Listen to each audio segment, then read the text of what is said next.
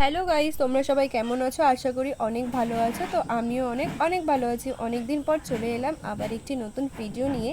এই ভিডিওটি ছিল আমার জন্মদিন উপলক্ষে। তো সকাল সকাল স্নান করে আমি আর বুনু রেডি হয়ে বেরিয়ে পড়লাম পুজো দেওয়ার জন্য। তো তারপর চলে গেছিলাম বান্ধবীর বাড়িতে, সেখানে গিয়ে অপেক্ষা করছিলাম আরেকটি বান্ধবীর জন্য।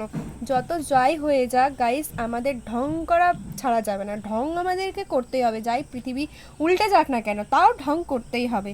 তো তারপর গল্প করতে করতে আমরা বললা পৌঁছে গেছিলাম। মন্দিরে পৌঁছে একটু ভিডিও করে নিয়েছিলাম। তারপর আমরা ওখানে আরও দুটো ফ্রেন্ডের জন্য দাঁড়িয়েছিলাম, তো সেই ফাঁকে কয়েকটা ছবি তুলে নিয়েছিলাম। তারপর ফাইনালি আমরা সবাই পুজো দিতে ঢুকলাম।